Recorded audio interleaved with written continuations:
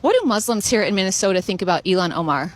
Okay, so you gotta understand, this is somebody that uses Islam for a sort of political gain, you know?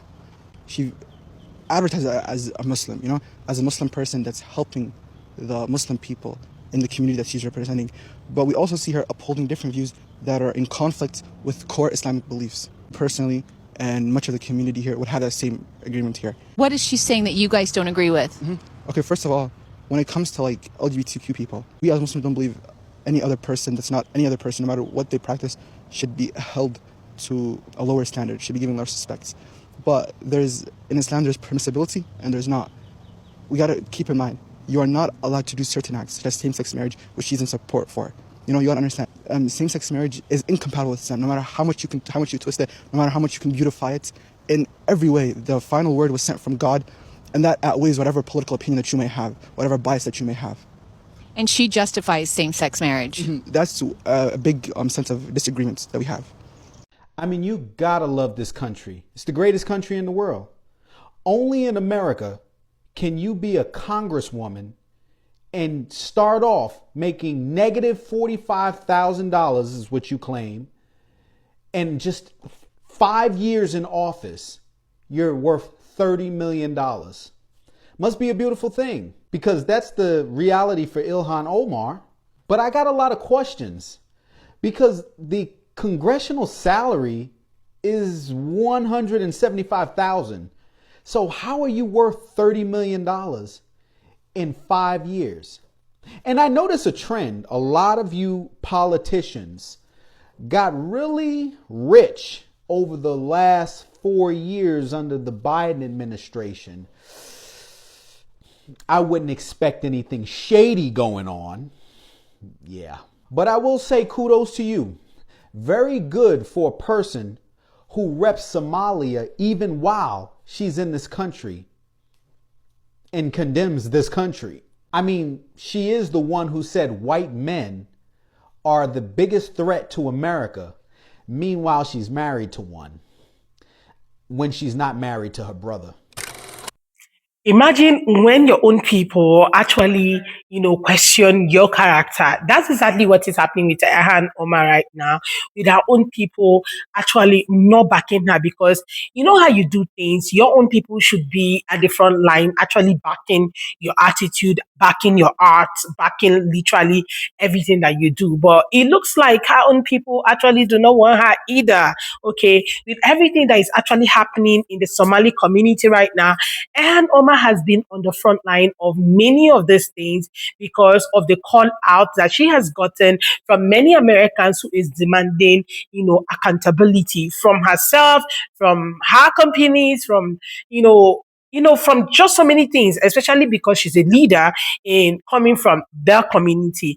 And now people in her own community are being questioned about her, and a lot of them are, they have a lot to say, right? And this young man who was talking about how, some of her belief system, doesn't tally with their, belief system as well, which happen to be their religion, right? Well, a lot of people have so many things to say about what is happening in this community. I'm just going to let the rest of the videos roll. Then I'll come back with more commentary. Credit belongs to original creators of these videos. Don't forget to like, subscribe, share, and drop your own take in the comments. So let's go watch. Then I'll come back with more commentary.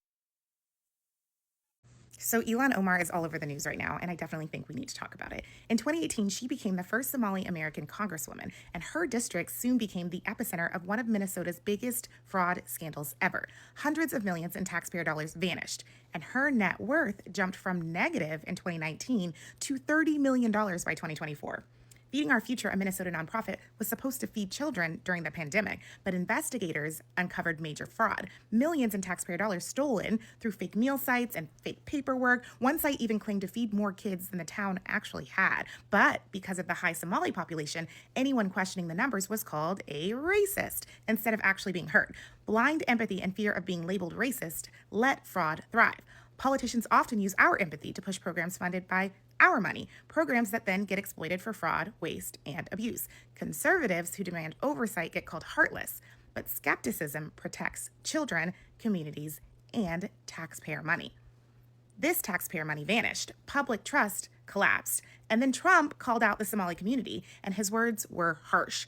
But the reality is real. Some cultural practices do clash with American laws and norms, and saying that is not racist. Saying that is reminding us that shared values, not identical cultures, have always held America together. Expecting asylum, assistance, and even citizenship while rejecting those shared values is entitlement. Some hard truths about Somalia. Nearly 99% of women have undergone female genital procedures. About 35% of girls were married off as children. Roughly a quarter of married women live in polygamous households. More than half of women surveyed say wife beating is justified. You do you, Somalia, but these practices don't align with American law and values, and saying so is not racist. Culture enriches a nation. Values hold it together. Without shared values, respect for the law, and civility and protection of women and children, societies fall apart, which is why these people leave in the first place. Assimilation isn't oppression. In a pluralistic society, it is survival. America can become a place where people can truly come here if they want to be here, but only with oversight, accountability, and expectations. History shows this clearly. When entitlement is rewarded, fraud is ignored, and politicians exploit our empathy, communities collapse. Compassion without accountability doesn't just break programs, it destroys nations.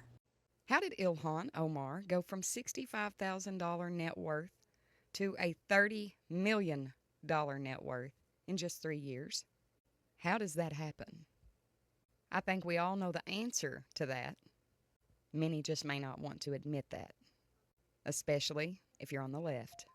And while she has denied all this wealth, the New York Post reported back in September that Representative Ilhan Omar reported a net worth of up to $30 million in her latest financial disclosure. Now, months before this disclosure, she acted like everyone was crazy for suggesting she was a millionaire. She dismissed those claims.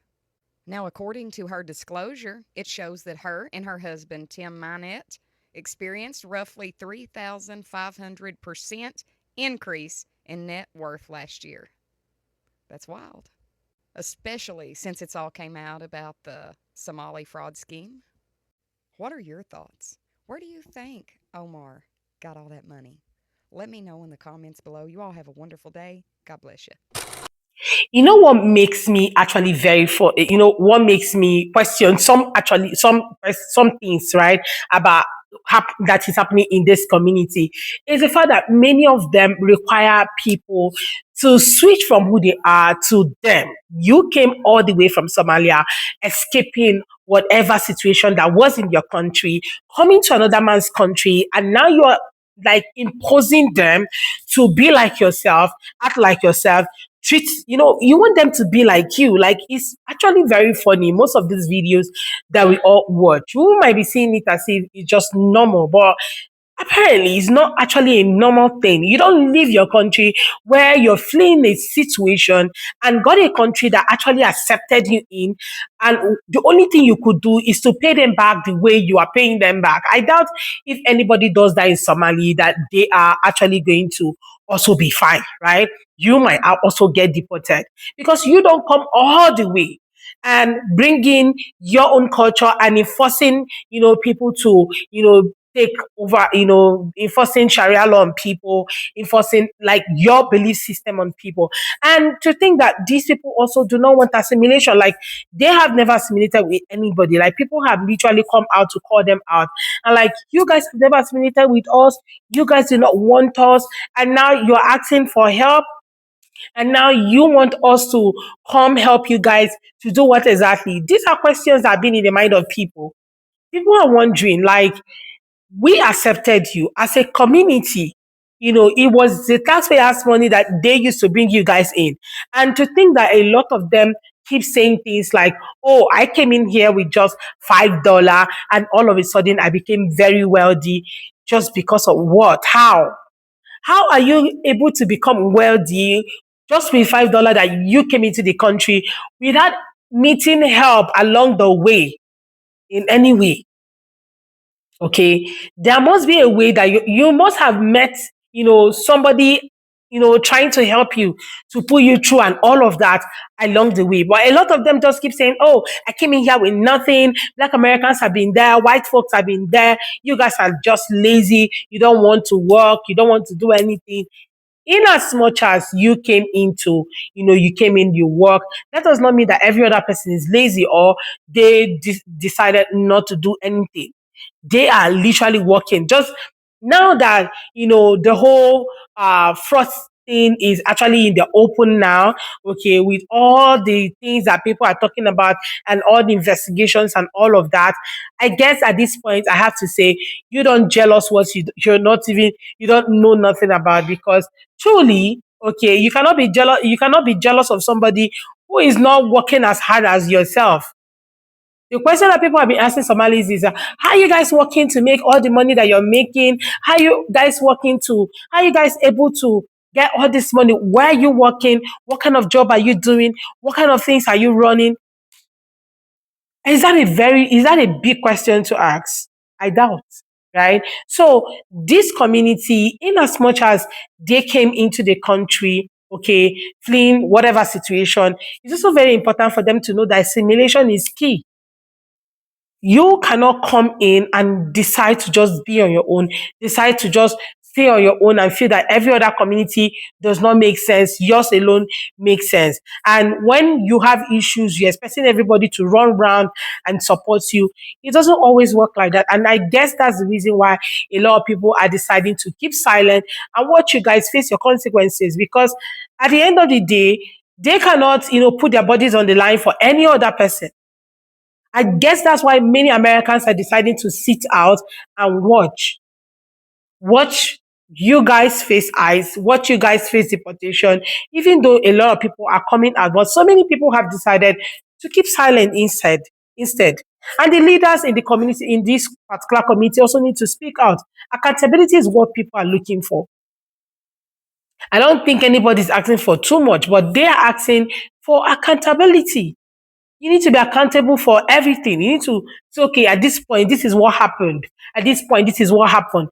Accountability is power. Accountability is the only thing that can save you guys from all of this.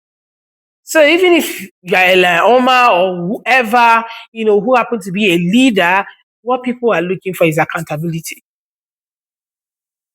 If there's always these bad eggs in every community, fish out the bad eggs and let them face the law. I'm not trying to protect every other person and say, oh, everybody's good, all good in this community. No, it's not always like that. Truly, you might not be the bad egg. There must be somebody. There must be something.